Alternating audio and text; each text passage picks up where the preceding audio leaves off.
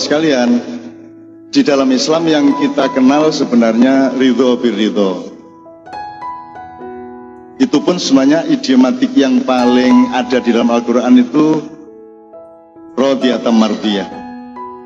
Jadi Anda sama Allah kan tiap hari mencari ridho, tapi sebenarnya Tuhan tuh tidak repot-repot amat kasih ridho, jadi mudah cari ridho. Ya Allah tuh gampang sekali, asal berbuat benar ya dapat ridho. Yang susah itu Anda ridho sama Tuhan. Yang susah itu kalau kerjaan kita membuat pusing, terus kita tidak bisa terima keadaan ini. Padahal keadaan itu sudah terlanjur terjadi, dan kalau hal sudah terlanjur terjadi, berarti dia ada 4 kemungkinan. Kalau sesuatu sudah terjadi, itu bisa diizinkan Allah, bisa memang disuruh Allah terjadi, bisa dibiarkan oleh Allah, atau tidak diperdulikan sama Allah.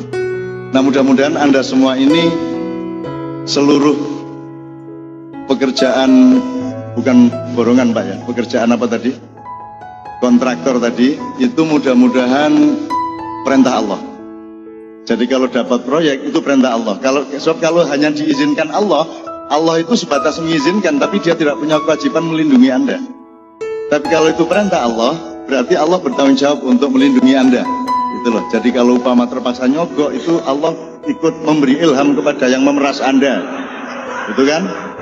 Jadi Allah kasih hidayah kepada yang memeras Anda. Sebab di Indonesia ini yang disalahkan yang nyogok, padahal sebenarnya bukan sogokan. Itu sebenarnya kan pemerasan gitu kan.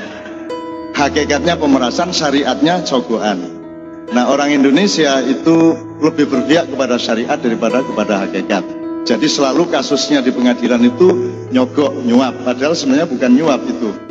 Sebab kalau tidak nyuap, ketika itu temen tidak tanda tangannya ya. Jadi sebenarnya hakikatnya pemerasan gitu. Nah, ini mumpung ada yang mewakili Pak Karwo, saya kira mulai tahun ini tidak ada masalah lah soal begitu-begitulah. Ya, tapi ya pada ngerti ini lah ya, cuma. Lega, soalnya ini orang Jawa, Jawa Timur pisan, ludruk pisan.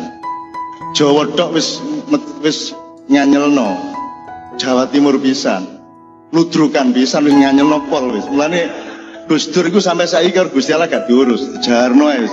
Wis sakarepmu Dur kon mlebu swarga mlebu sakarep-karepmu wis. Gimana angel-angel Dur wis. Aku ngeluh, aku ndolek regulasi awakmu iki angel iki. Jadi akhirnya Gus Dur merdeka, dia kemana-mana, sampai akhirnya dia sering ke Laut Selatan untuk berdakwah di sana, dan alhamdulillah Nyai Roro Kidul sudah berhasil dibikin berjilbab oleh Gus Dur. Amin ya rabbal alamin. Ini saya serius ini. Waktunya banyak ini. Soalnya ini orang Jawa Pak, orang Jawa itu ya orang Indonesia lah, orang Nusantara lah. Iya belum tentu ya, tidak belum tentu tidak. Meskipun sudah aturan baku, itu masih bisa bolong, masih bisa bocor. Karena ya apa ya, wong proklamasi ini bocor. Dari semua kalimat reformasi, proklamasinya Bung Karno itu, yang terpenting tuh kata-kata DLL-nya itu loh Pak. Dan lain-lainnya itu yang berlaku. Liane kita penting, dan lain-lainnya itu yang medeni. Itu. Jadi pada suatu hari pasukan Islamnya Rasulullah itu kan menang perang di Mekah. Ini puncak dari perjuangan 23 tahunnya Rasulullah. Setelah menang perang, ini yang namanya kalau sekarang disebut Valentine Day. Di dalam Islam disebut Yaumul Marhamah. Yaumul Marhamah itu hari kasih sayang. Kalau Yaumul Malhamah pakai L, yang Bapak tadi mengatakan awas nek pemborong ojo sampai jadi pembohong Bapak ya. Nek Yaumul Malhamah, lahmun itu artinya panganan. Nek Yaumul Malhamah berarti kon dipangan kon, gak dipangan kon yo, matek kon yo. Nek gak saene gak tak tanda tangani kon yo. Itu namanya Yaumul Malhamah. Tapi kalau L-nya diganti R berarti hari kasih sayang. Nah, mudah-mudahan dari birokrasinya Pak Karwo nanti yang muncul adalah Al-Marhamah, bukan Al-Malhamah. Kan gitu ya. Amin ya rabbal alamin. Nah, karena Rasulullah menerapkan Yaumul Marhamah, terus dia pidato kepada pasukan Islam yang menang, yang menjaga pasukannya Abu Jahal beribu-ribu yang diselenting. Diselenting itu di borgol. Terus dia bilang, ya ayuhan nas, inna hadzal yaumul marhamah, walaysa hadzal yaumul malhamah. wa antum jami'an at-tulaqa. Wahai umat manusia yang ada di depanku, hari ini bukan hari pembantaian. Hari ini adalah hari kasih sayang. Kalian yang ditawan, kalian yang tangan dan kakinya diikat, akan dibebaskan dan kalian boleh pulang ke keluarga kalian masing-masing. Dibebaskan. Pasukan Islam bingung loh, iki gelut setengah mati saiki bareng wis kalah kabeh dibebaskan. Kadang Kanjeng Nabi gak leren pidatone, dan tidak hanya aku bebaskan, wahai pasukan yang tadinya melawan aku balas kalian dengan kasih sayang. Pergilah kalian pulang melalui beberapa pintu untuk menerima harta benda yang kami peroleh dalam peperangan ini, kami kembalikan kepada kalian. Ono sing oleh unta, oleh pedus, oleh emas, oleh perak, sapi turute.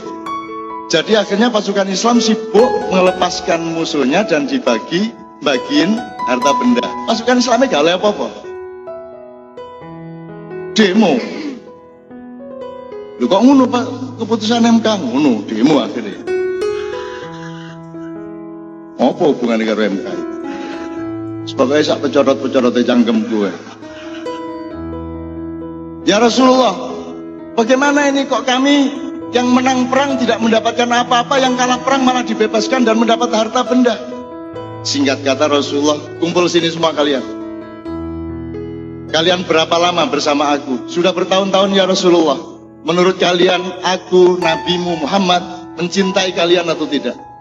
Semua menjawab, ya Rasulullah, engkau sangat mencintai kami.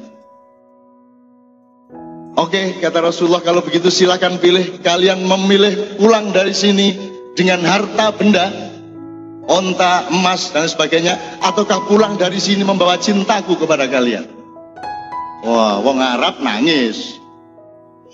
Kami memilih cinta. Tidak apa-apa, tidak dapat onta, yang penting cintamu aku bawa pulang ke keluargaku dan ke rumahku masing-masing. Iku mergo tentara Arab, tentara Jawa gak iso. Ya cinta, mosok boten cinta Kanjeng Nabi, tapi nggak mosok cinta toh.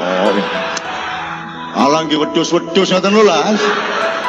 Wedhus itu dibagi 5 nggih purun pun sikil-sikile ngoten lho. Nah, itulah kelonggaran Indonesia. Harap Anda tahu, sangat tidak mudah di Indonesia. Dibilang sangat ketat, sebenarnya longgar. Dibilang longgar bisa lebih ketat daripada yang paling ketat. Karena tergantung itu tadi. Tetapi jangan lupa, di sini sangat mudah berbuat buruk, tapi juga di sini sangat mudah berbuat baik.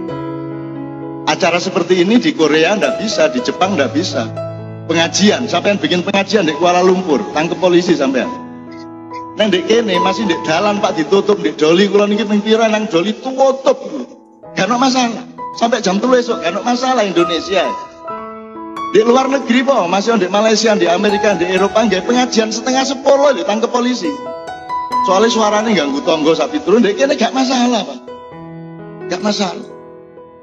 Duwe bojo di teledoli biyen wis gak masalah.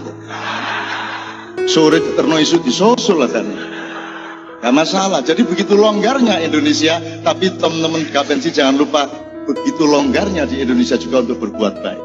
Jadi peluang berbuat buruk sangat mudah, sangat longgar, tapi peluang berbuat baik juga sangat banyak. Kayak saya ini, hidup saya kan merdeka, gawe pengajian wis 22 tahun di Jombang, gak tahu izin. Polisi teko tak uring-uring lah pokoknya kata-kata ini, melok jamaah kene, gue akhirnya. Gak tahu izin, gak tahu taat nang pemerintah, Pak Karwo ya gak tahu teko. Ya gak tahu matur nuwun, rakyatnya diurusi, sebab wis. Menene tak tagih di akhirat ngono. Pak Rod gurun swarga, sampean kudu dari kene kula sinten mriko ngono aku. Wong kula ngurusi Jawa Timur gak dibayari, sampean dibayari larang niku sampean. Sampean ndek mriki man kula teng mriko. Terus Pak Karwan jawab, "Ojo ndek kene sak gak kancane." Ngoten tak nggih pun teng mriki bareng-bareng melok Gus Dur gak karu-karuan ndek endi kemang swarga tan rokok gak jelas. Sampean kula dongakno masuk swarga, tapi sampean ojo ati optimis mlebu swarga sebab kok gak tega lho sampean. Mlebu swarga kok sepi ngene lho. Ana sapa-sapa ngene.